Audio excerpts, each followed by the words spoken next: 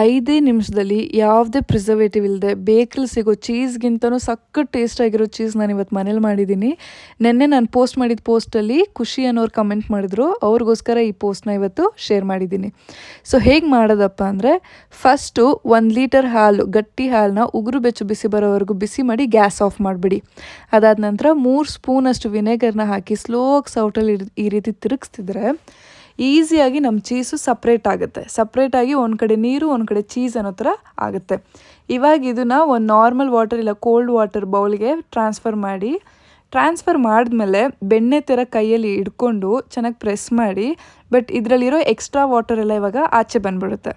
ಇವಾಗ ಮತ್ತೆ ಹಾಲಿಂದು ಮಿಕ್ಕಿದ ನೀರೇನಿತ್ತಲ್ಲ ಅದಕ್ಕೆ ಅರ್ಧ ಸ್ಪೂನ್ ಉಪ್ಪು ಹಾಕಿ ಚೆನ್ನಾಗಿ ಕುದಿಸಿ 2 ನಿಮಿಷ ಆದ ನಂತರ ಈ ಚೀಸ್ ಬಾಲ್ ಏನು ಮಾಡಿದ್ದೀವಲ್ಲ ಅದನ್ನು ಮತ್ತೆ ಟ್ರಾನ್ಸ್ಫರ್ ಮಾಡಿ 20 ಸೆಕೆಂಡ್ಸ್ ವಾರ್ಮ್ ಮಾಡಿದ್ರೆ ಸಾಕು. ಇವಾಗ ನಿಮ್ಮ ಚೀಸ್ ಆ್ಯಕ್ಚುಲಿ ರೆಡಿ. ಇನ್ನೊಂದು ರೌಂಡ್ ಈ ರೀತಿ ನಾವೇನಾದರೂ ಎಕ್ಸ್ಪ್ಯಾಂಡ್ ಮಾಡಿ ಪ್ರೆಸ್ ಮಾಡಿದ್ರೆ ಮಿಕ್ಕಿರೋ ಎಲ್ಲ ಎಕ್ಸಸ್ ವಾಟರು ಆಚೆ ಬಂದುಬಿಡುತ್ತೆ. ಸಖತ್ ಸ್ಮೂತ್ ಆ್ಯಂಡ್ ಎಲಾಸ್ಟಿಕ್ ಆಗುತ್ತೆ.